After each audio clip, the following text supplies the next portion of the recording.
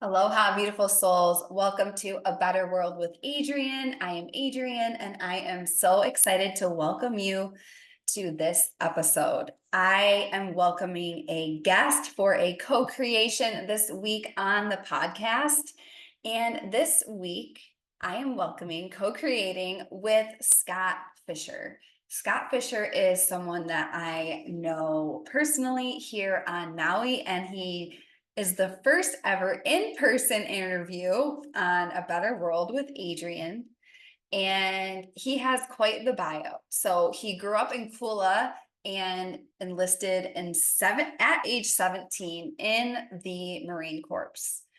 He went on to do multiple degrees. He had a wild ride of life experiences. I call him a degree collector, and he now works for the Hawaii Land Trust. He is called the steward of the Aina, and he's currently getting new degrees he has degrees in peace studies. He has degrees in conflict resolution.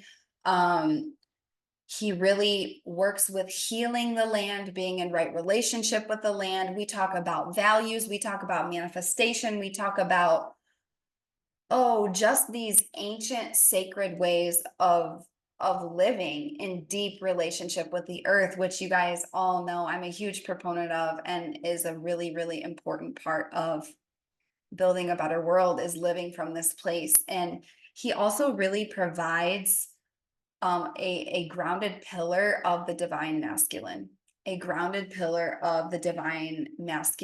that is so nourishing to be around. So I am so excited about this conversation. I'm so excited to share Scott with you. So without further ado, please enjoy this super wide-ranging, delightful, earth-based, spiritual, and cognitive conversation.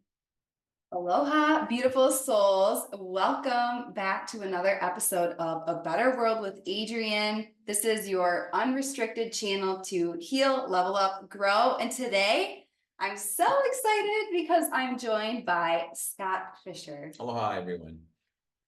And this is very exciting for so many reasons, because first, we're in person. Yep. And this is the first in-person interview I've done. And not only are you somebody that I know can add incredible value to the space, it just means so much that we get to be together. Exactly. Yeah, absolutely. Person. Absolutely. I live nearby. Yeah. Yeah. So I'm going to tell the story of how we met.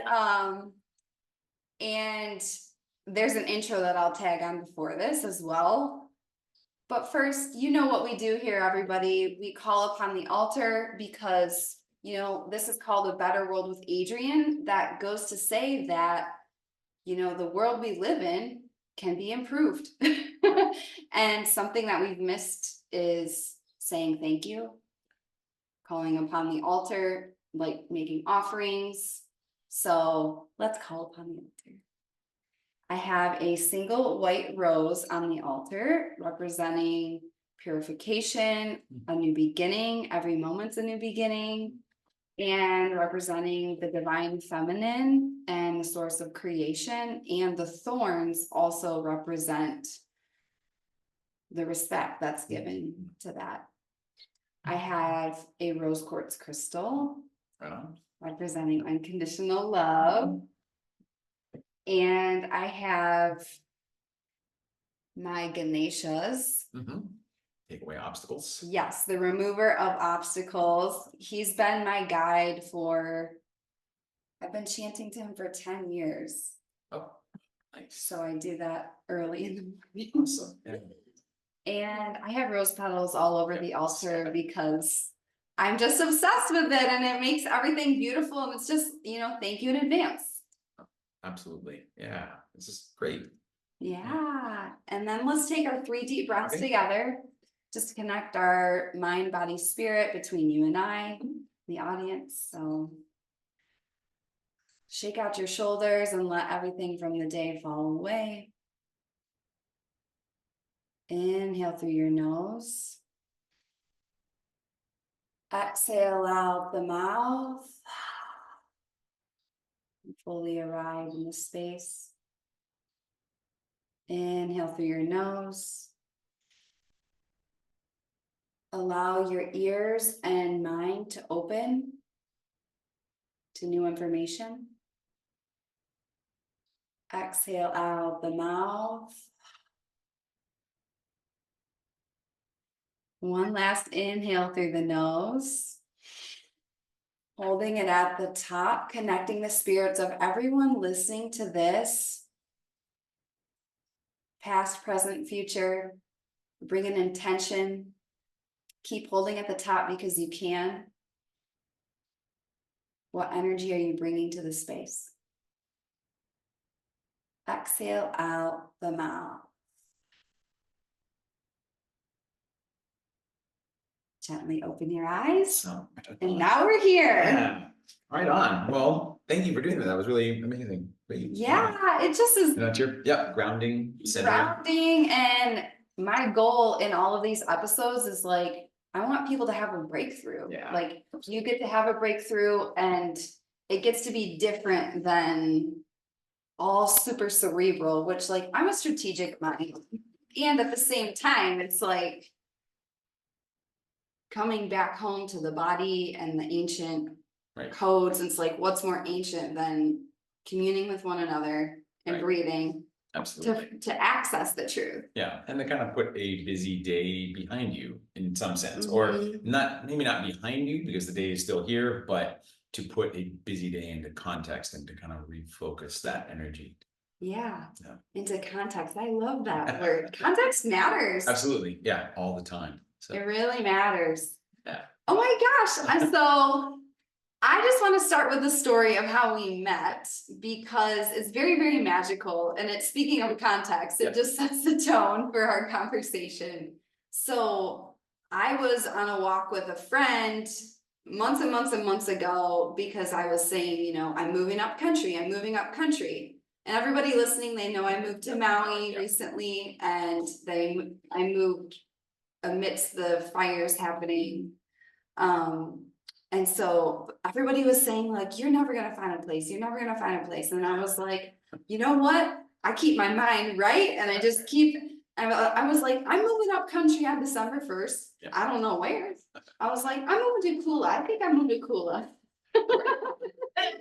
So I'm like on a walk with my friend, like months earlier. She's showing me her old neighborhood. And I see you and your dog, Maka. Who's around here somewhere. She's around here. And I don't know if I told you this before, but in my mind, when I saw you, I was like, that guy looks happy and successful. I was like, one day I'm going to live in a house like that on Maui. That's really funny. Yeah. And that was me just like vision casting. Yeah. Like, yeah, I'm going to create that for myself. It's funny. Yeah. And then somehow the golden threads weave together and I go to view this apartment. I'm like, wait, I think I've been here. Yeah. This looks familiar. Yeah. Well, my mom always used to say, what thoughts in mind produce after their kind. You know? Wow. So whatever whatever images, thoughts, you hold on to, that will eventually be your reality. And so you have the choice to make about whether or not that reality is going to be positive or negative, and it'll unfold however you choose. Yeah, and we're in command. Yes, absolutely. And some people don't like that word command, but I like it. Yeah. It's not control. Yeah, exactly. Control is like not taking into account God. Yeah. And it's that free will. Like this is my steering wheel. Yeah. Control always seems like something that you have to try and maintain, whereas command is something that that is part of your intrinsic reality, is your nature. Yeah. So, yeah, absolutely. Totally. So yeah, for everyone listening, that's how we met, and now I rent from Scott. The cat outside, maybe people can heard it. Like, yeah, the cat I see has you. something to say. I want to come in and hang out with you guys, but so Of course, yeah, my wife and I, again, very fortunate in that, I now live, I mean, I'm looking at the house that I grew up in, so about 50 Yeah. yards away from where I grew up. This is the neighborhood, and so all my memories growing up are right, not in this house, although I had at one point a friend who lived in this house, and so we kind of hang out, but it is kind of funny how things come full circle, and now I'm living back in the same neighborhood for the last 12 years or so. 11 years that we've been living in this neighborhood. So yeah, coming home. So, yeah, coming home. And that's such a great segue to the first thing I want to ask you about is, so your title is steward of the Aina. Yeah, director of Aina stewardship is the actual, like what's under my title. But yeah, basically I work for the Hawaii Land Trust.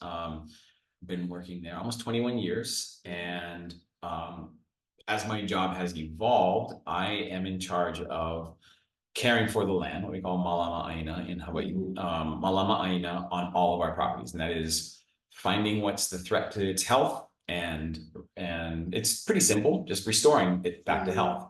And when we say health, it can be a little bit of a vague term, but we're talking about restoring native ecosystems to their, structure, function, and composition in order to increase productivity, biodiversity, and resilience to other things. Where resilience has really been a focus of my work, because it's just, there's so many analogies between how we as humans live and needing to be resilient, and how the Aina, the land, can also be resilient. And so you have to sort of anticipate what are the threats, what are the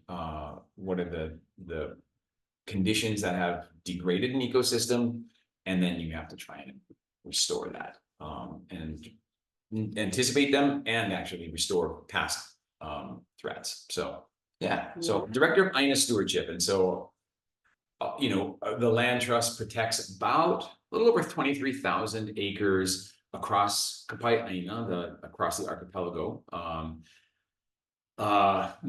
Only about 2,300 acres that we actually are active on. And of course, we're active on even smaller portions of that acreage. And so what we try to do is identify what are the threats to the ecosystem and how do we mitigate them. So that's kind of like I guess you'd say daily job.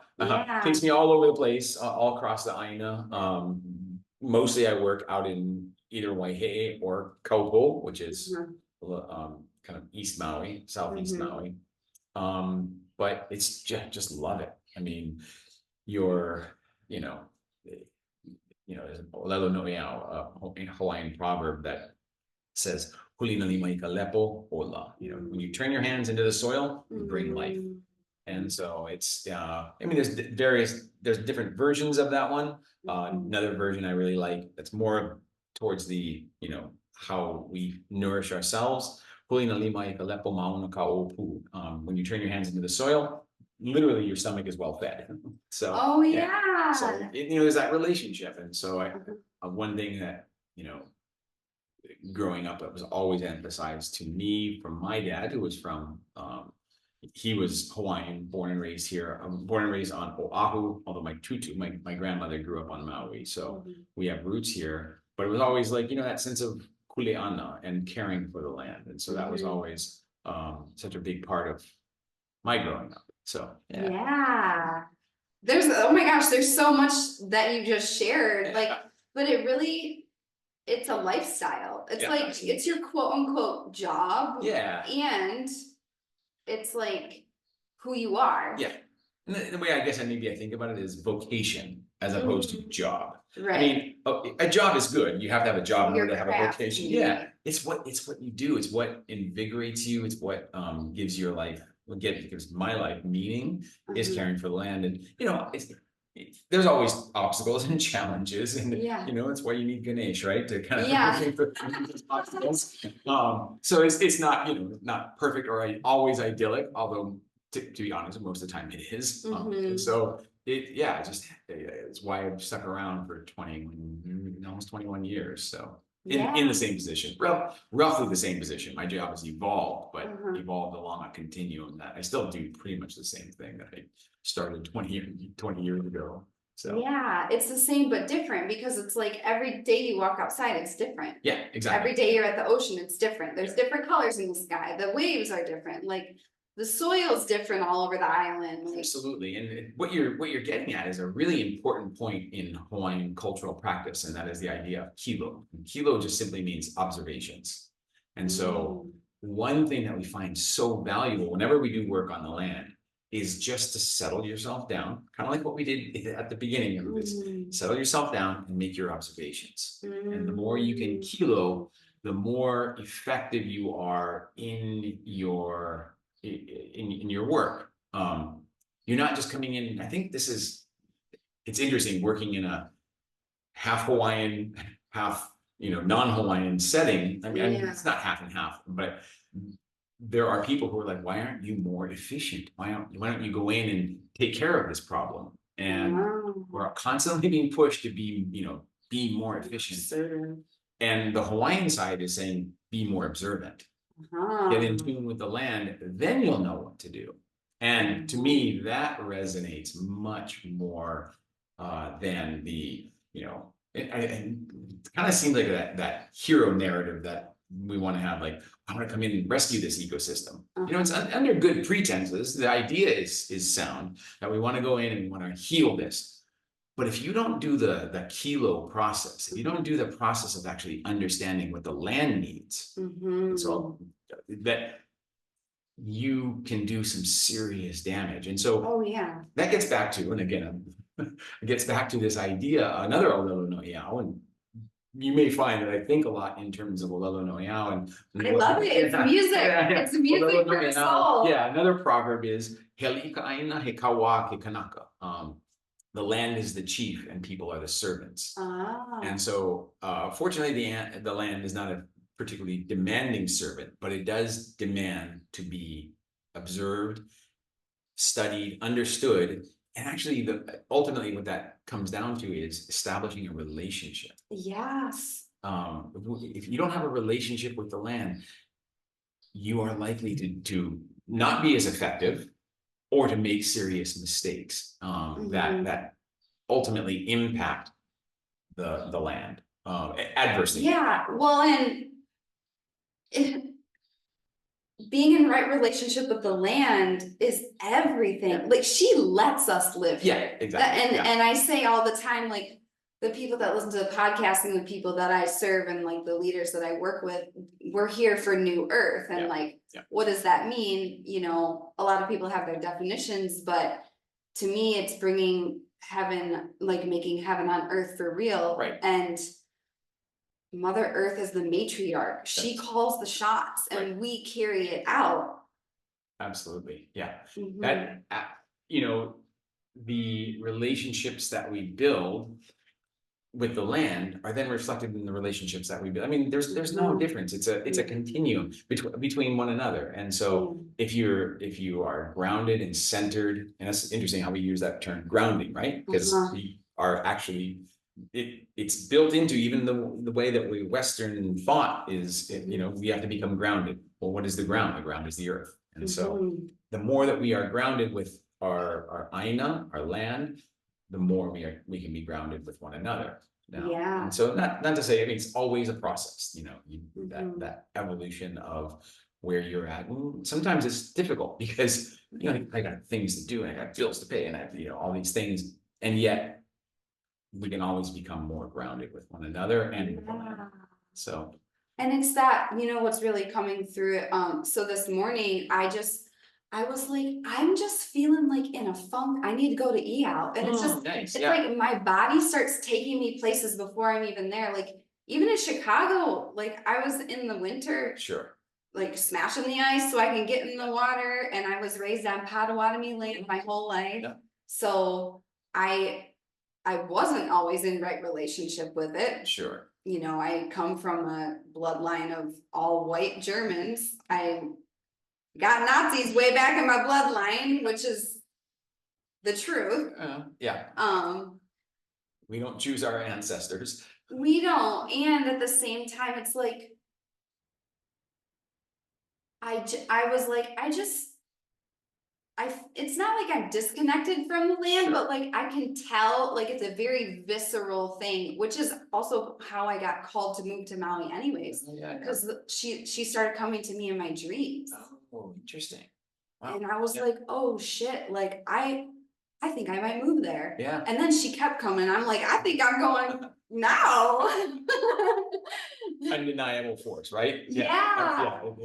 The land is an undeniable force, but Yeah. interesting you mentioned, okay, so you typically you go to the beach, right, in the morning, that's kind of like your spot. Iao Valley, which is, you know, a very sacred valley on Maui. Oh my gosh. Interestingly, it's okay. So typically, it was so sacred that commoners, Maka'inana, were not allowed into Iao Valley beyond a certain point. But within Iao, you may know what's called the Iao Needle. The people call it. So that is actually Kuka'imoku, and Kuka'imoku is a kinolau or physical manifestation, a bodily form of the god Kanaloa. So the god Kanaloa is the god of the ocean. So in some sense, yeah. So in some sense, you know, and maybe because there was some sort of like connection that people felt that felt. I mean, as you know from if you stand at Kuka'imoku or near Kuka'imoku, you're looking out and you're kind of looking out towards the ocean, and it's a little bit off to the side, but who knows exactly the what drove that connection or why that was perceived, but it nonetheless it was perceived, and that is a physical form of the god Kanaloa, which there are relatively few of.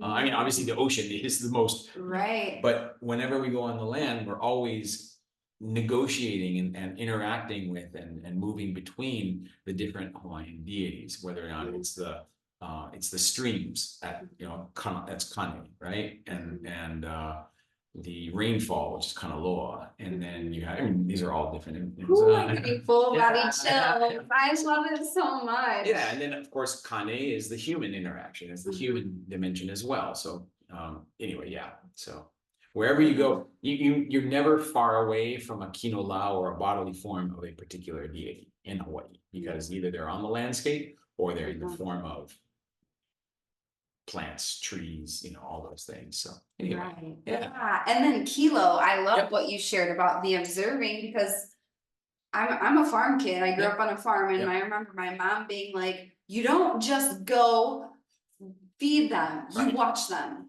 She's like, watching the animals is part of chores. That's right. And so I would feed and water them, but then I was like, on strict order, you gotta watch it. But then after a while, you know, you just start doing it. Yes. And then I'm like, hey, I think, you know, ABCD is going on. Like, I don't think this lamb is able to drink, or like that stuff you don't see when you just are like rushing, and like.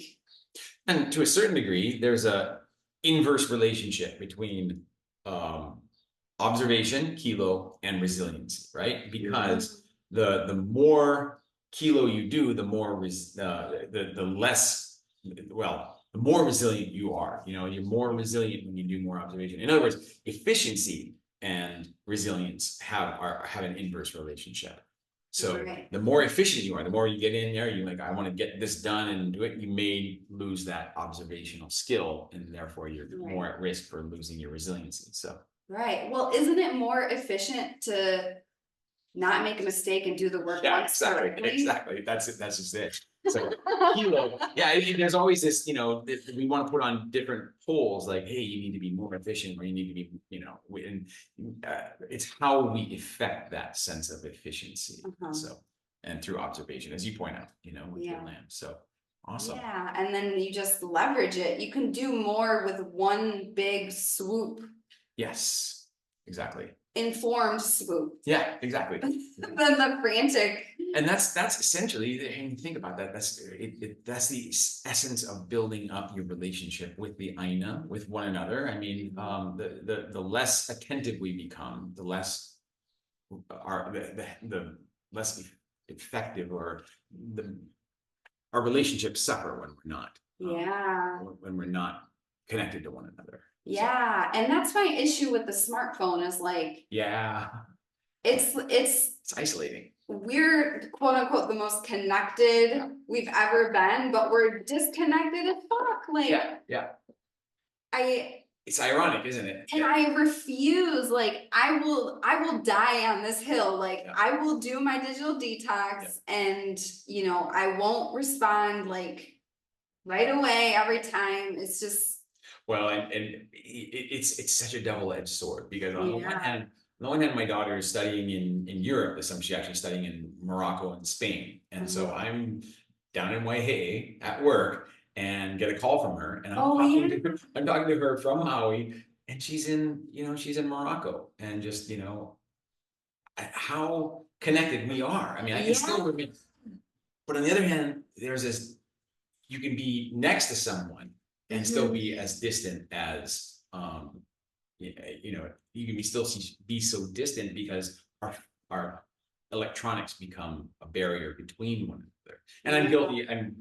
Oh, we all are. Yeah. But anybody who says they're not, they're lying. It's just, how addicted are you? And do you have a plan to extricate yourself? Like, do you have a strategic plan, because it's designed to take you out? That's right. Exactly. Yeah. That is absolutely the case. So how to extricate yourself effectively from that, electronic world. It's like I say, it can be great, but it can also be a liability in establishing our relationships. So. Well, it's like one of my teachers, she describes that, like, she talks about money with it a lot, but like having a big butcher knife, like you can use it to cut up a beautiful meal for your family, or you can murder someone. Right. The same knife. Hopefully you're doing the hopefully the first one. The former, not the latter. Absolutely, yeah. But like the same with the technology and smartphones. So I really view it as like, when I do something like EOW, which I'm there once a week, it's just like, I just go there and honestly, I just sob in the river, and I don't even know what I'm crying about. Absolutely. Well, it's one of these, I guess, for lack of a better term, something like an access mundi, right? It's a point where the world revolves around when you're there, and you really do feel it. I mean, it's every time I go up there, I'm like, wow. And I don't get there as often as I'd like to, but when I do, it's always one of those powerful experiences. And so, there's, of course, I think Maui, in my experience, has a lot of those. And I'm fortunate because, as someone who's connected to the land and works on the land, I can experience that quite frequently. So, absolutely. Yeah. So I really view that as, that's the real technology. Yes. The technology from Gaia. Yeah. And it's like, my job, or like my divine assignment, I'm here on assignment. Is to take those codes and blast them into technology to share it, but what's the real technology? She is. Right. And so that's how I view it. No, it's absolutely true. I mean, and that's where as you point out with the knife metaphor, it's a tool. Yeah. And who drives the tool? Yeah. You have to be the user behind the tool and know how to use it effectively. And I think there could, there's definitely the possibility that right now that we have allowed the tool to work. Oh God, and so it's changed. Again, it sounds simple initially, like, well, change the relationship, right. Establish a new relationship, and then you should be fine. So anyway. Yeah. Oh my gosh, there's so much there for people listening, because honestly, when I moved here, my whole nervous system and my body, like, it was like walking into a full-time like ayahuasca ceremony. Like the energy here compared to on the mainland, it's just different. So like all these sacred sites and the energetic portals, like I felt like my body was getting like blasted open. So so different. I guess I to be honest, I don't really experience that because it's home, right? I mean, I've been away and I've come back. I've been away for a number of different reasons, for short and long term, but I always come home, it's always grounded. So I can't say I necessarily feel that, because when I am here, I feel very surrounded by family. I feel, but yeah, I can imagine. You're not the first person to echo that sentiment. So absolutely, yeah. Also coming from Chicago, like My first like 3 months, I did so much hot yoga because I was like, I'm just sweating out all the toxins. Yeah. Of like A modern life. Not that we don't well, live, yeah. we don't need to pull on that string. I can only imagine, sure. So for people listening, it doesn't really matter what land you're living on. Like, what do you say are like the key ingredients to live in right relationship with the land? Because it's very important. Yeah. Okay, so I would break that down to probably 4 elements, and I'll give them in Hawaiian, but I'll provide their translations as well. So I think the first one would be pilina, and that would be connection, right? That's just the simple word for connecting, when you're connected to something. So you have to get out on the land. You can't read about it in a book and feel like you're actually connected. You can learn about it in a sort of a cerebral sense, but actually to be able to connect the cerebral with the spiritual or with the emotional, you have to actually get out on the land, which is why for my work, I always, I lead a number of hikes, what we call huaka'i maka'ikai, hikes on the land, just because we want people to feel connected. And so, because that connection, that pilina, then leads to a sense of aloha aina, or love of the land. Yeah. Oh my gosh. Everybody, Scott took me on one of these hikes, and it was exactly that. I came home and cried because I was like, oh my God, my life just changed. Good. Yeah, glad to hear that. That's awesome. No, and that's what we want to do, because the more connected you feel to the land, the more you're going to have that sense of aloha. I mean, it's just like any relationship, right? The more connected you feel to someone, the more you're going to feel that sense of aloha or love for them. So then there's a second, so pilina, aloha aina. And then the next step is what we call kuleana. And kuleana is just responsibility. So the more connected you feel like you have a responsibility to the land. And again, this is I'm going through a process that I've kind of thought through cerebrally, right? On connection to the land. But I think the same applies for any interpersonal relationship. Any interpersonal relationship that you can definitely draw that metaphor out to see how it relates to relationship with your kids, your parents, your siblings, your spouse, so all those. But after you have that sense of kuleana, that sense of responsibility, and kuleana also implies a degree of caring, and that's what brings you to the 4th element, and that is malama aina. And malama is just caring for something. You care for it because you have that sense of responsibility. And so that sense of responsibility or kuleana that you've cultivated then takes you to the next step, and that's actually putting that into action. So, and malama aina is intrinsically action oriented. It is what you might think of as a praxis. It is the practice of something, and so it may be a variety of things. Some people I know, they live their praxis, their expression of that kuleana based on malama aina and aloha aina is to make artwork. Traditional Hawaiian practices of artwork. A colleague of mine who I've known most of my life, she's an amazing kapa artist. And so she makes this Hawaiian bark cloth, and she does it with this deep sense of aloha, because that's her practice. That's what she does. And so whether it's art, you could say, for me, it comes out not exactly an artist, but I guess I practice the art of native planting. I get native plants in the ground. And so this year, I don't think in terms of years as much as I think in terms of seasons. So in Hawaii, you really only have 2 seasons. There's the kauhela, which we're going into, which is the hot season, and then there's the ho'oilo, the wet season. So this ho'oilo, we planted almost 200 native plants out of my primary workplace out in Kaupo. And that's not me. I'm not doing that, but it's spread out among this really passionate group of people who are out there every week, both employees and volunteers at noon. So that's art. Art just means bringing something to life from your soul. Yeah, exactly. And what better art could you have than planting trees? Right? So I call flowers earth art. Yeah, exactly. Absolutely. Oh my God, good job. As evidenced by this rose right here. Absolutely, yeah. So I love how tangible it is, and I also love how there's like the boxes, there's like the 4 steps, but it also is just like so merged. Exactly. And one of the things that I say, and a word that I come to again and again is embodiment. Like, like I do this thing called a helicopter test. I'm like, if someone took a helicopter and helicoptered over my life without me saying a word, what would it be obvious that I believed in? What would be obvious that I fucking like care about to no end? This is a core value for me.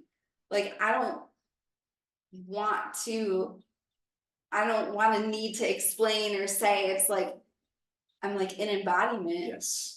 I trust. That's absolutely, and embodiment, obviously body, right? It means corporeal, physical. You can actually tangibly do it. And what is the tangible trajectory of your life that people would look at it objectively and say, oh, that's what she is.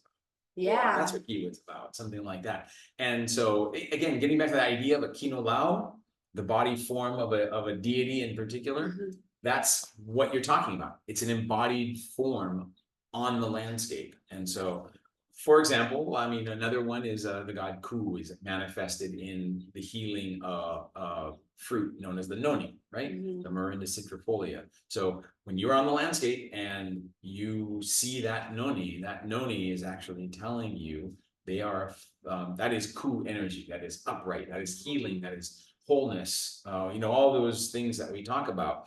And so noni is really the physical embodiment of that Ku, meaning to be upright. And so all these things, it's really, really neat.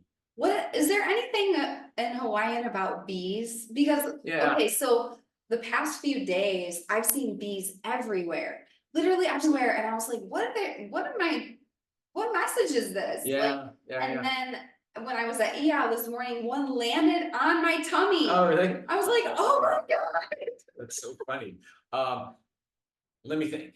Nothing that I know of. Okay, so here's the funny thing is the European bee that you see around here, relatively recent introduction within the last 200 years. So there is a native bee called the yellow-faced bee, and they are solitary. So go figure. I've seen them before. I mean, sadly they're now endangered. That's the downside of the reason why there is a necessity for healing the land is because there's a lot of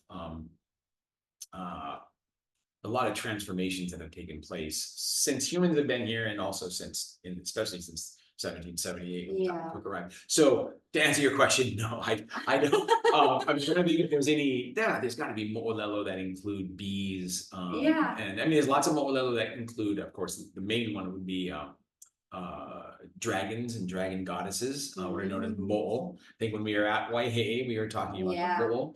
Kihavahine. Kihavahine is like this, powerful form. So, but I will say, nothing specific about bees, but what you're experiencing in Hawaiian would be interpreted as what's known as a Hawaiian.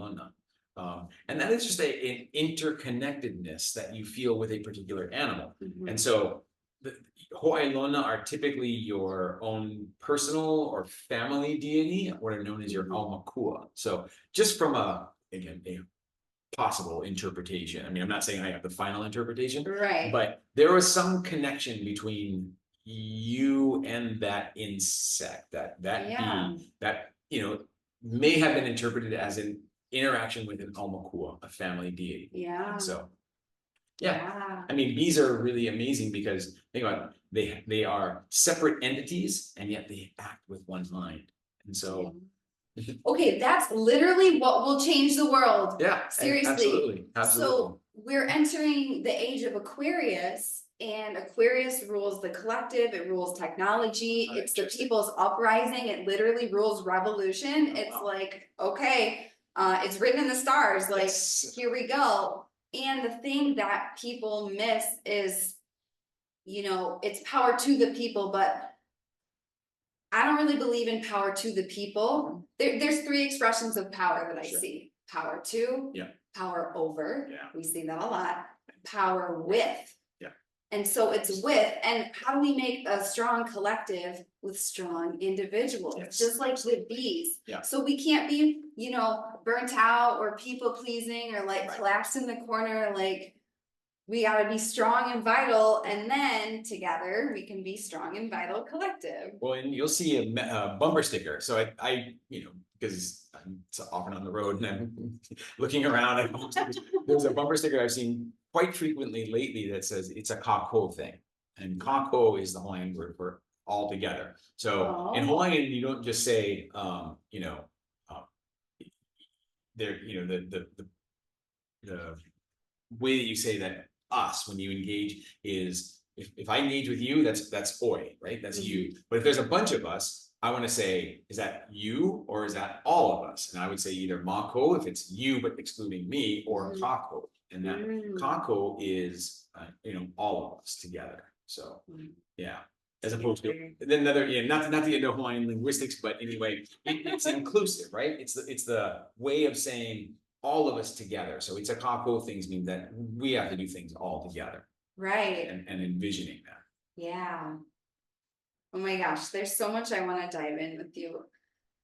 How did being in the Marines shape your character? Yeah, that's a really, because I think there's like when I talk to my kids who never knew me when I was, so at 17, just to kind of give a background, at 17, I enlisted in the Marine Corps.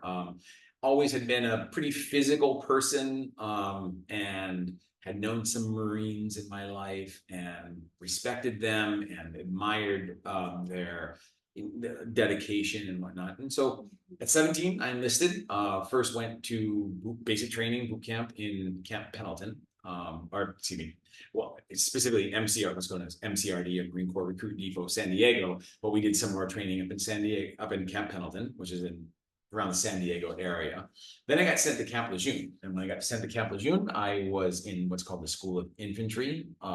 So I was in the infantry. My job in the Marine Corps was what's known as anti-armor assault, or just more colloquially, blowing up tanks. So I was in the infantry.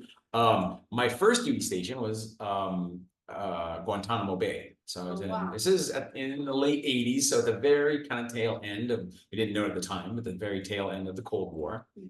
Then I got sent back, after that was over, I got sent back to Camp Pendleton, and Camp Pendleton things kind of took a little bit more of a dramatic turn, because right around, well, about 8 months after I got sent to the 1st Marine Division, 5th Marine Regiment, of course, the first Gulf War broke out. And of course, it started with the invasion from Iraq into Kuwait, Iraqi army invading Kuwait.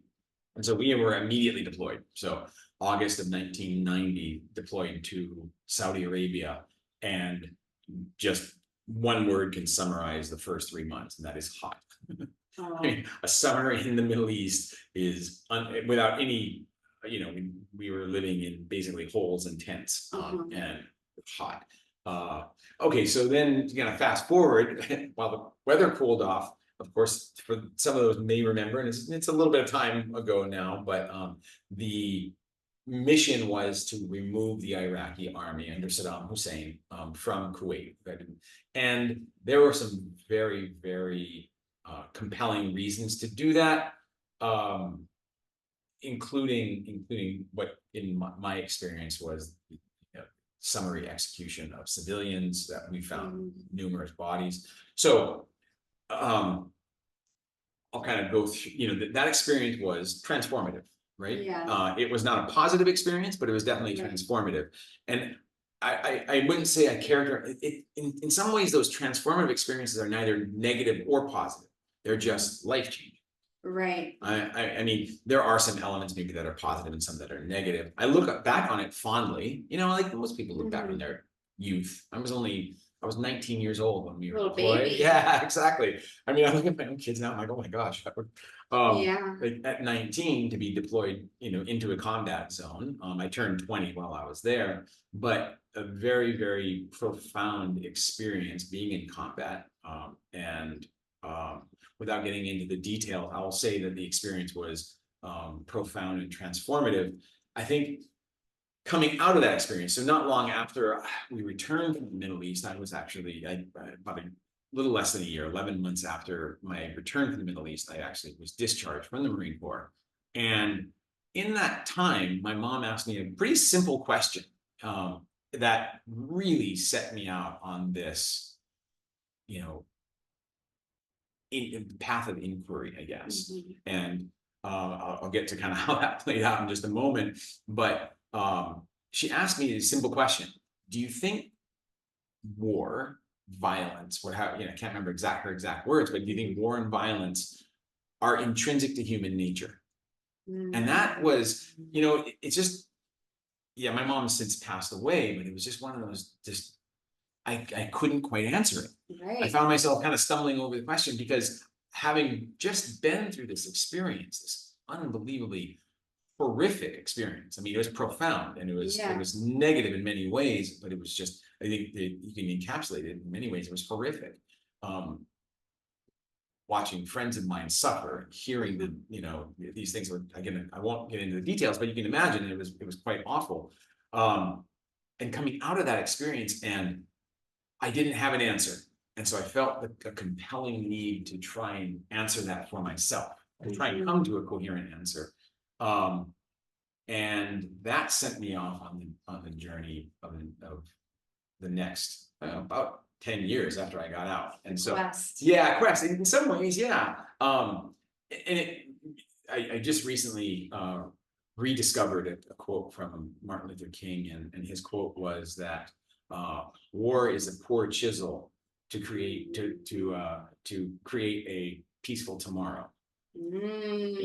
So in other words, I have a favorite quote of him. Yeah, of course. It's those who love peace must learn to organize just like those who love war. Yes, exactly. And that's what I've been trained for 4 years, just to kind of follow up on that quote. I've been trained for 4 years how to take human life, how to, listen, to follow orders, to do, and I wanted to see, and coming out of that experience, is there any way that I could participate in some way with the transformation of that experience? Using that experience as a launching point to say, hey, look, there's another way to live. So so that sent me out on, I guess my typical response when I have a question is to get a degree in it, right? So you're a degree collector. Yeah, exactly. Hey, everybody's gotta have a hobby. Everybody's gotta have a hobby. It definitely is one of those things. So I again, because this question had really rattled me quite profoundly, that my mom, the experience rattled me. The question reified it, kind of put it into perspective. And so I got a degree in philosophy, right? And so because I wanted to wrestle with these questions, and I had some great teachers. But I was kind of dancing around. You're talking about the old philosophers, the Stoics and the Epicureans, and Kant and Hegel and all these things. Then actually I became very interested in could I get a degree in peace studies? And so I knew that Hawaii had this really vibrant and rich, for lack of a better term, peacemaking process known as Ho'oponopono, and I knew I could draw on that. The forgiveness. Ho'oponopono is a really, really transformative means of strengthening relationships. Really, I mean, what it comes down to. Pono means to be in alignment, in right relationship, right? So when something is in right relationship, we say it's pono. And so I knew that there was this big tradition. I knew tangentially what it was about. I kind of knew a little bit about it, because when we were growing up, if we got into an argument or something like that, my dad would make us do Ho'oponopono, but I never understood it from. We didn't do that. Yeah, exactly. We plot revenge under the bed. Definitely, I think maybe that's growing up, being the youngest of 3. And again, both my brothers were extremely athletic and state wrestling champions and whatnot. So I think as a survival technique, as the youngest, I learned how to hey, this is something, let's use this strategy. So my master's was basically, can we use Ho'oponopono to enact or to pursue justice for Native Hawaiians? Really looking at, and be going down a very long road on this one, but in the pursuit of Hawaiian sovereignty. So for those who may not know, the kingdom of Hawaii was essentially overthrown with the support of the U.S. military, and annexed and then made into a state. Between 1893 and 1959, and this process really took away Hawaiian sovereignty. We were once an independent kingdom. My ancestors worked for the Queen. They were translators in the National Congress, in the National Legislature, I should say. So we had this history, but I knew Ho'oponopono was kind of undergirding it. And so that's what I studied in my master's degree. And whether or not Ho'oponopono could be used in, I guess you'd say, more international dialogue between Hawaiians and, I guess it's technically domestic because Hawaii is a state. So that was that's my master's degree, and it was super, super insightful. What I came to, a number of conclusions I arrived at was, if you're going to enact justice or sovereignty or reinvigorating in a culture that has been unfortunately, sadly denigrated. There's so much value. I mean, I'm fortunate because I'm the recipient of the year I was born is recognized as the birth of the Hawaiian Renaissance. And so it kind of has evolved with me, and to some degree. I mean, that's just happened. I mean, what year were you born? 1970. Yeah. Okay. So 1970, a book by the name, the title "On Being Hawaiian" was published by a guy by the name of John Dominus Holt, who was Hawaiian and a descendant of many of the monarchs. And what he did is he took this idea of like, hey, Hawaiians have a lot to be proud of, and so that publication, 1970, really put to the forefront that there's a lot of value in Hawaiian culture, because previously it had been denigrated. And that's, you can imagine all the sort of racially motivated terms that are often used.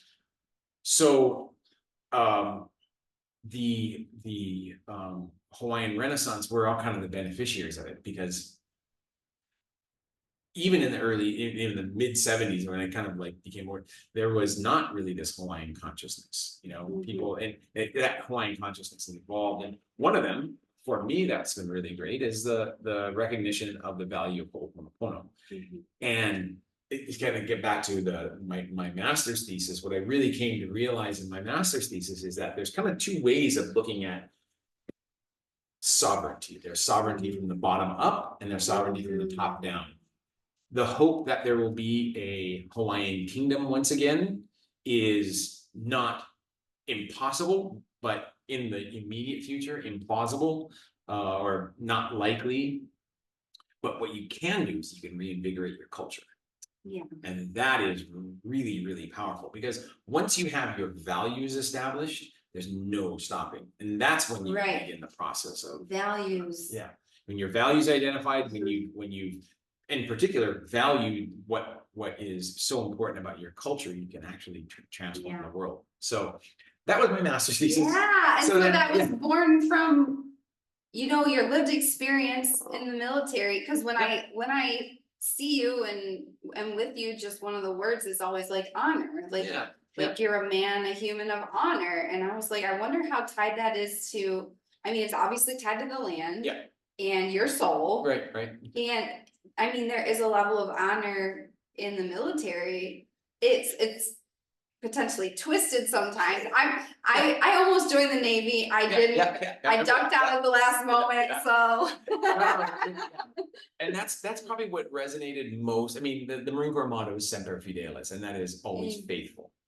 And that faithfulness is mainly emphasized to be towards your fellow Marines, right? And that sense of like, I will do anything for you is profound. Now, like anything, the military can be seen as a tool, and it can be used as a tool for things that are generally unfortunate, like combat warfare, but sometimes necessary. I mean, we can have a debate about whether the necessity, but that tool can be both positive and negative, just like your earlier metaphor of the knife. I mean, that's it can be used for good and it can be used for bad. And so what do you have any downloads for us about how, if I'm saying it correctly? I can only sing it. For what's going on in Gaza right now. Yeah. Because that's something that I really love about this podcast is nobody can shadow ban me. Yeah. Because I'm not on social media. So, I mean, I am, but not here. Yeah. And, you know, how can we change shit we don't talk about? Yeah. So, gosh. Yeah. What do you?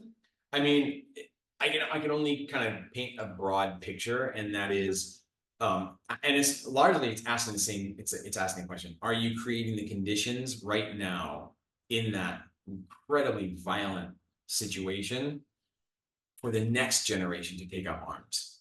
In other words, are you? I like the term "flip the script," right? Yeah.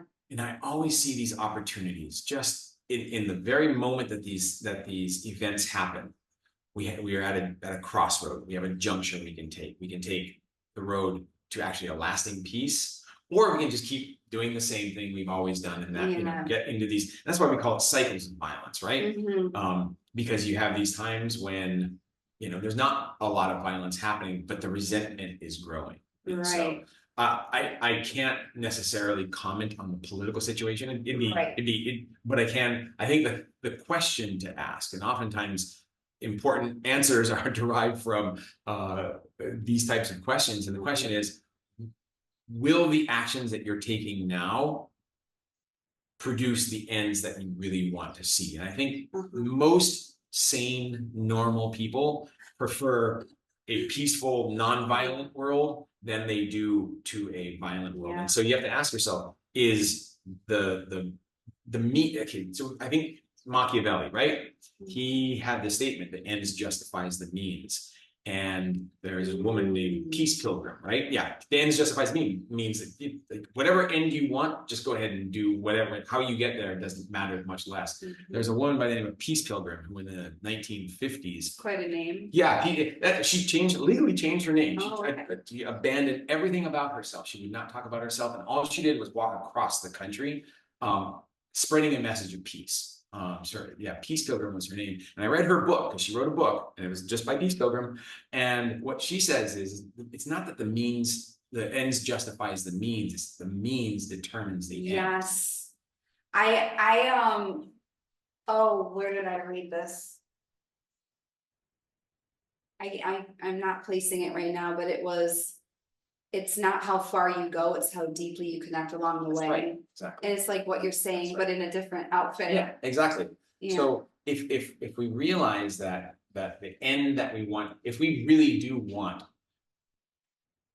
power with, then the only strategy that we can use is nonviolence. Right. You know, because if you try, eventually, if you power over, the more you use power over, the more likely you are to create the conditions where there will be an uprising. And so, it's a very, very complex situation that I could not add anything coherent to that other than to say, what type of world do you want to create? Yeah, which is the whole point of this podcast. Exactly.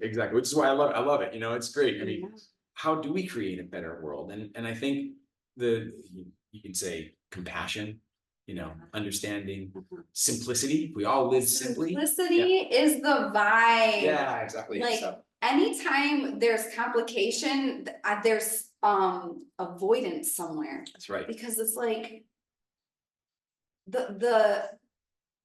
look at how simple life is, and if we bring it back to the Aina, it's like so simple. We're the ones that make shit complicated. So simplicity. I mean, we live, you know, compassionately, which, you know, for myself in 2018, just kind of really meditating on this idea of what is compassion. I heard on a podcast, I'm like, there's this opportunity that you can donate a kidney, and I was like, wow, I can do that. And so I made I called up the hospital and said, here's my, you know, some basic facts about me. Would I be eligible? And they're like, you certainly would. So I went off to, I mean, it's a little bit longer process than this because they have to do all these tests. I went to the quick. Just the donated kidney kiosk. The self-checkout. So in March or April of 2018, donated kidney. They don't allow you to actually, they don't allow you to ever know the person, which is probably a good idea. Yeah, that'd be weird. There is now someone on the island of Oahu. She wrote me an anonymous letter because she wanted to just as a thank you. And so I got to know who was the recipient. She's a mother, about my age, and she told me about her kids. And so it's just that like that living, you have to live compassion. Compassion is what you have to always practice. And so anyway, so if there was a helicopter over you and I was in the helicopter, I might have written down compassion. Oh, yeah. Well, when you were doing, I would hope so. Although, you know, again, I'm human. I make mistakes. You know, I made mistakes. I look back in my own past and think, wow, I could have acted very differently in that circumstance. So I'm definitely not patting myself on the back in any way, but definitely want to say, gosh, when you know, the derivative of compassion is unbelievable happiness and joy.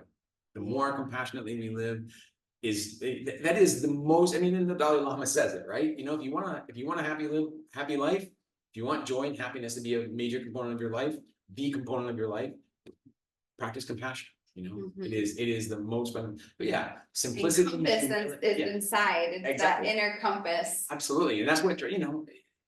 So how do we make a better world? It's really easy. You know, live simply, live humbly, and practice compassion. If there's any way, and that's, I mean, gosh, this is about as old as time. That's essentially what that 3-part formula is. What's known as the Sanbao in Taoism. It's just that's how you live, and so it's 2,500 years old or more. And so these are nothing old this time. Exactly. Could not be older. You know, and humans have always known this. It's the practice that's so hard. The practice of how do you, when you feel offended by someone, drop into a more compassionate place and understanding. And so, have you ever heard of Marshall Rosenberg? Yeah, he talks about, you know, we can put our giraffe mind on, or we can put our jackal mind on. Yeah, you gotta read Marshall Rosenberg. What's his jackal? Even just when you say it has some edge to it. Exactly. So the jackal, as he pointed out, I went to a training that he did. This is years ago now, probably 25 years ago. But he talks about the jackals. And again, don't want to single out the animal. The animal itself is fine. Yeah. But the archetype. Exactly. The archetype. Exactly. So they always keep their head down. They're only looking out for what's not in front of them, whereas the giraffe is one that has its head up and it's looking out. And again, it's that idea of how do you create a more peaceful world? You have vision, and you create that vision. So anyway, yeah. So after my master's, that's when I went on to my PhD, and that's where I worked in Papua New Guinea. And so that kind of put some of my theories that I've been not theories, but I mean the emotional content and rational content to practice, because it was coming in the wake of a 9-year civil war. So that's where I did my doctoral work in Papua New Guinea, on the island of Bougainville, which you know, so when you ask me about you know, the Middle East, I'm like, complex. Bougainville was actually pretty not simple, because anytime you have violence, then it gets really, really complicated. Because what I was looking at there is you had this 9-year civil war, the war was over. How does society come back? And so I actually, people ask me, what's my PhD in? And I'll say, well, my PhD is in post-conflict recovery or peace studies. It's, you know, either one, but I'm really looking at how do we build a better society after these really traumatic and tragic events, which kind of reflects my own path. You know, I came home from the Middle East, you know, very traumatized. I don't want to say very traumatized. You know, on the grand scale of things, I survived. I came back home with all limbs, which many people in that experience didn't, but who experienced that same events didn't. And so I don't want to try and overstate it, but it definitely prompted me to try and want to, you know, getting back to the nature of this podcast, create a better world. Well, and you might not have been physically harmed, but your soul was cracked, and your mind was like, you have to do something in those instances to repair. So, you know, I think we focus a little bit as a society, we sometimes focus a little bit or a lot on post-traumatic stress disorder, whereas you can also equally focus on post-traumatic growth. So, I mean, whatever our experiences were, I mean, Well, words are codes. Yeah. Abracadabra literally means as I speak, so I create. Yeah. So they literally, Interesting. and that's why they call it a spelling bee for kids. You're literally casting spells. Interesting. Yeah.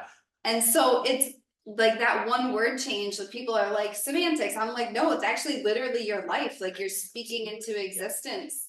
That's why, the metaphors we use really create our reality. I mean, I think you can see that in so many arenas, like the words we use. Again, getting back to that idea my mom always said, thoughts in mind produce after their kind. I was like, what was that? Yeah, thoughts in mind produce after their kind, because the thoughts you think produce the images, and those images produce the words, and the words create the reality. I mean, you have this, it's a process. Yeah, and that's what I do with my clients is we do all of that in alignment with the nervous system. Absolutely, yeah. Because the nervous system holds like our lived experience, it holds our bloodline. Absolutely. It holds our past lives. And so, and the subconscious and the nervous system control 95% of your decisions. So if they're not on board, if it's like deemed unsafe to change your life in certain ways, then you never will. So it's like, absolutely. And that's why, whatever path we're practicing, it's practice. Yeah. Because it's the process of taking whatever we're doing and making it a part of our intrinsic nature, right? So. Right. Well, and that's kind of like, it's a circle. Life is a circle. Yeah. And it was so interesting, like when I moved here, I was like having all of these activations that I like never had in so long, but it was like I've been training for the Olympics. I'm like, oh, it's the Olympics. And were those activations positive or negative? Because I mean, sometimes it can be, maybe it's not the right question. Was it transformative or was it? It's been very transformative. And it's like, yeah, it's like you're training for, if I use music as an example, you're like training in the practice room and then you walk out on stage and I'm like, okay, my stage is, I sold everything I owned. I moved across the world on my own. I'm like, okay, like I've never been here before. Oh, we're in the middle of the biggest disaster. Like, like literally like not long. I mean, it just happened just before you arrived and so interesting. And that's, but I'm a tough cookie. Yep. And I'm a tougher cookie now though. It's like, it's this deepening. It's just like a root that goes deeper into the earth. But yeah, it's always a cycle. What you're saying is you become stronger at the broken places, right? Yeah. Oh, so the Rumi says the wound is where the light enters. Yeah, absolutely. Yep. Exactly. And so like your experience in the military, like is the portal to your greatest medicine. Like now you're sharing it. Absolutely. And it, I mean, I'm fortunate in that just for whatever reason, I had a mother who would say things like, so, you can, and I had a series of life circumstances that allowed me to pursue this lifestyle, the lifestyle of being able to work on the land. And so I don't have to, it's always that kind of like, it's a combination of life choices and life circumstances, and where those intersect is, it's so important to be conscious of how to have that process unfold, to do that consciously. And unfortunately, I just see so often people, I just kind of fell into this, whatever the circumstance were. And so then it's trying to extract yourself so that you can actually be not control over your life, but you have control with you. You're steering it. Yeah. So it's really, as I kind of reflect now in my nearly in the middle of my 5th decade, so, and you see that coming together. How do you balance the mystical and the spiritual with your role in academia? Because I also heard that you almost became a minister. You can't believe everything that you no, never. I went to a Quaker seminary, but I was getting a master's. I don't know, maybe that's where you heard. Okay. One of the neighbors said that, and I was really? like, oh. Probably because one of the best schools for peace studies turns out to be a Quaker seminary. Oh, okay. Any of my colleagues, my fellow students, were Trinity ministers. I wasn't. I don't think I ever had aspirations for that. That would be, yeah. For whatever reason, I don't think that no calling of everything away. And so, but the process, from a very, my brother studied wildlife biology and he loved it. And so from very early juncture of my kind of like, where am I going with my life? It was like, I want to be rooted in the land. So when I got out of the Marine Corps, the first thing I did before I started my undergraduate studies, I actually worked for the Nature Conservancy. And that, again, kind of starting on that process of healing, I had recently, just sadly about a month after I got out of the Marine Corps, my father passed away in an accident. And so that's where I guess maybe I could see that being on the land, being in the land. I mean, you're not on the land, you're in the land. It is a rainforest that is, you're constantly wet. You are so you are, the where is it? Waikamoi is, where Makawao is? Oh, yeah. So it's that whole rainforest that goes all the way to Hana. Oh my gosh. Yeah. So it's a very, the North Shore. Yeah, exactly. Yeah. It essentially encompasses what's known as the Ko'olau or the Windward District of Maui. Okay. And here, having gone through both the trauma of combat and the trauma of losing my father, he and I were together when that accident occurred. You had this kind of dual traumas that I was dealing with. And that's when you can feel, I mean, the metaphor, ka'uluvehi, uluvehi is the growing greenness that kind of embraces you and pulls you in. And that was the feeling of working up in Waikamoi. It was work, we had tasks that we had to do. We had a lot of hiking, but it was very healing. So yeah, to answer your question, how do you balance I often the mystical and the academic, the cerebral. Like you have that, the cerebral, and it's a matrix of sorts, right. Academia. Yeah, it is, and I definitely, when I'm pulled into one more strongly than the other, the memory of the other becomes a little bit more distant and faded. And so right now I'm as I'm doing a second PhD, and so I really feel like today I like researching, okay, what's the energy of waves as they come across the shoreline, and how can we protect, you always have to take a step back. I mean, so the answer to the question, I think for myself, and again, I can't speak for anybody else, but for myself, it's always been stop, take a breath, take a little break from whatever you're doing, and try to see the bigger picture. Kilo, right? Kilo. Observe your relationship to what drew you into this task in the first place. Yeah. So that's, it's hard to step away from yourself in order to have that objectivity. Not easy, but yeah, I definitely, not that I wouldn't say it's a struggle, it's a process. It's that process you really have to kind of pull yourself back into. When I was in seminary, again, not when I say I was in seminary, I was not pursuing any type of ministerial type of program. I was pursuing an academic program and a master's of arts in peace studies. When I was doing that, it was very easy to be more on that mystical side, even though there was, you could draw on the mystical, because it was just sort of like the water and water. Everybody was thinking of this. They were thinking about how they engage their communities. And so then, of course, you kind of get into work and kids, and they become busy, and it's really, really tough. And I think kind of getting back to so you got one foot in the other. And exactly. And sometimes they seem to be going in opposite directions. And that's exactly. Your skis tips together, you'll be safe.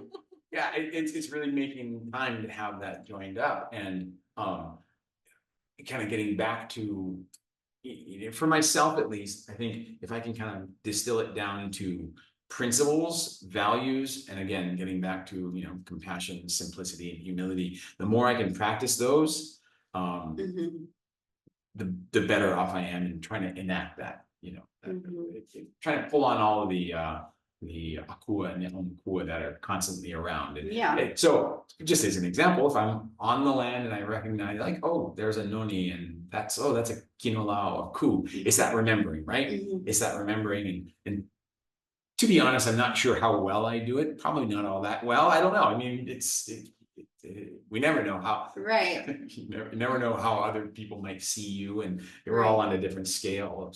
So, yeah, but the values transcend all of it. Absolutely. And they ground you. Yeah.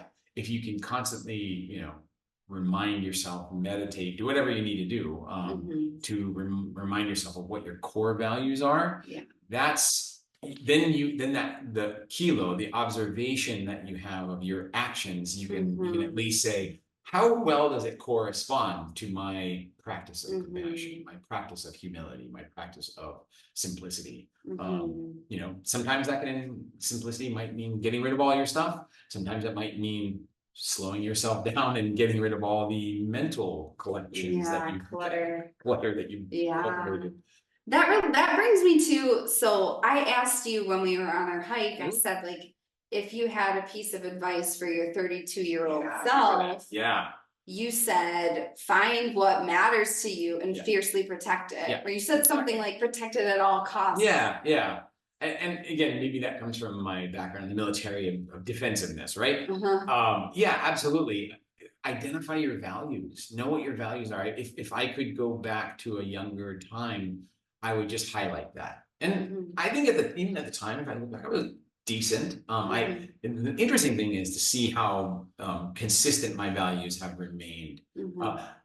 In spite of the fact that the background scenery has changed, Right. So I feel like I'm in, different acts of my life and all the scenery has changed, but I feel pretty much consistent. I don't think my values have changed very much. In some ways with young children, now my children are no longer young in particular, but you have to, I think you go through the phases. The first phase is cultivating them, identifying what your core values are, what it is that makes you, gives you meaning, makes you, for lack of a better term, joyous and happy, and what is going to be the vehicle upon which you are going to transform the world. So that's your 20s. That maybe your late teens and 20s, right? You should at least be thinking about this. Then maybe at some point in your life, like I did, you have children, and then you got to think about how do you maintain that among the chaos of that your life is going through, and teach it. Right? Because you have these young kids, and one of the kuleanas that come with children, one of the responsibilities that come with children is ensuring that what you have found as your core value is at least offered to them. Whether or not they take it up, that's their choice. Right. But you at least have to have a kuleana, an obligation too. And then I guess you get into the phase of life that Colleen and I are kind of, my wife, Colleen and I are kind of transitioning to, is that how, now that the, I don't want to say the chaos, it may sound a little bit negative, chaos of young children, because I get it. I have nieces. I get it as much as I can for someone who just visits for a little bit and then I leave. Exactly. And I don't mean that chaos in a pejorative sense. I just mean chaos in the sense of like, you've just, it's hard to actually focus your attention. Whereas prior to having kids, maybe you have kind of all the time in the world, you can really focus on yourself. But then when you have, in my experience, when you have kids, or it could be job, whatever it is, either literally or metaphorically your child, right? It draws your attention, and it draws your attention somewhere, and so. And then the third, I want to break it down too simplistically into like phases of life, but the phase of life I'm in now is starting to step back and say, okay, well, how can I do that for the world? Right. And so, world, think globally, act locally. I work with the local community. So sometimes out at Nu'u or Waihe'e, we'll have as many as 75 people. Well, I have an opportunity when those 75 people are ready and willing to help us heal the land to make that process available, you know, to, again, huli mai ka lepo, right? I want them to, so that's kind of, I guess, in some ways, the three phases I've seen, and maybe there'll be a fourth or fifth or sixth. Because if you biohack, I guess you can live to 150 now. That would be an interesting 150. Yeah. And I guess maybe, you know, maybe sometimes it's a good thing to transition out. You know, I mean, I know that it's very, very hard for most people to even consider that, but you know, maybe as we, you know, remove ourselves from the life we've created, there becomes more opportunities, you know. Yeah. I guess I don't put a whole lot of energy into trying to figure that out. Right. Because if it was meant to be known, I would know it. Exactly. But I can definitely, again, it's kind of like, how do you live in the question? Live the question. Yeah. You know, yeah. I don't know. I mean, if you can live in the question, then the uncertainties of the future become not something you fear, but they become something that you can embrace and in some ways really love and enjoy. And thrive. Yes, and thrive in, yeah, absolutely. Yeah. So absolutely. Oh my gosh, well, thank you so much. You're welcome. This was super fun. Yeah. Just a wealth of knowledge and experience. And I just know this is going to impact so many people. And I also want to share that I think it will be impactful for so many different reasons. Like obviously, like your connection to the land, everything you share about that, you know, your lived experience in the military and just your perspective on life as a soul. But also, like, I have a lot of women in my community and they witness a lot of like unhealed masculine energy. Yeah. And so it's very healing for women, including Misty the cat. Who's yourself known. To be in the presence of like the you know, divine pillar of masculine. So. Yeah. I guess that's probably one of the saddest things to see how many people have been, you know, I can't take responsibility for our whole gender, but it's just really sad to hear how many people have been hurt by that, you know, power over. Yeah, totally. And, you know, I can only hope that at some point maybe there'll be a transformation that I mean, I'm always hoping for transformation. Yeah, me too. And that's the foundation, that's the basis for making a better world. Yeah. Well, and that's my last question. I always ask everybody, I'm like, what is your definition of a better world? I feel like you answered it multiple times, but I think if we look back, I think so. Yeah. What would be a better world is and this is okay, I teach this in my class. Think of the world as a triangle. Think of our reality as a triangle, and we have connections. We can be connected to, you know, the higher power, however you want to define that, logos, you know, whatever is, you know, jiva, life force, something like that, which is the metaphor or the explanation that the Jains, who I have huge admiration for the Jains of India, who really put into practice the art of ahimsa, of nonviolence. Oh my gosh, I just pulled that card this morning. Oh yeah, okay, nice. So if you know, whatever higher power that we ascribe to, if we ascribe to a higher power, relationship, right? So what makes a better world is the strength in relationship interpersonally among people, among ourselves, our connection to the land, and our connection to the higher power. So practicing compassion, humility, and simplicity. So those are the vehicles, you know, if you're going to talk about how do we get to a better world, we get into the vehicle of simplicity, humility, and compassion. But what does it look like? It looks like a healed relationship.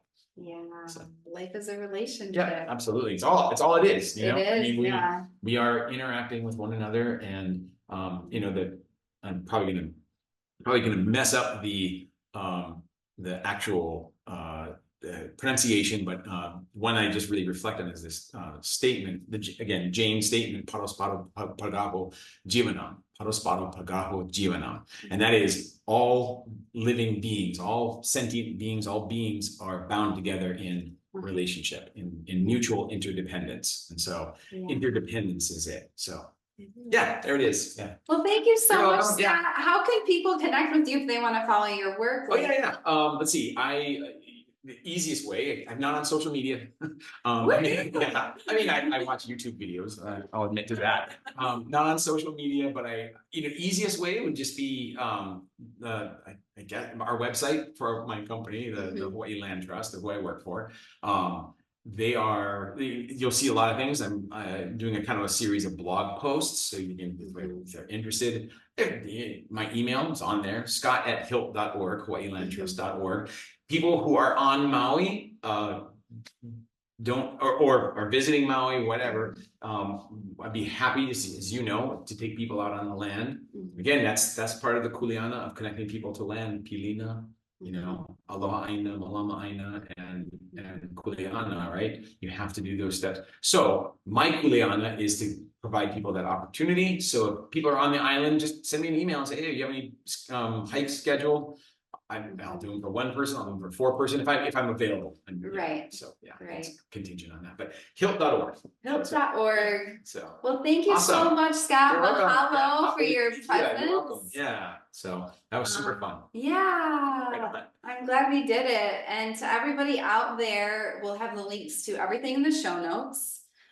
Go be the change, be the light, be the real you, because that's who you be and that's who the world needs. Go make a stranger smile, because it charges the whole field and you have no idea the ripple you can make. Don't forget that your ideas are unique, they matter, and it's up to you to build it. So go out there, and I will see you next time on A Better World with Adrian. Awesome. Right on.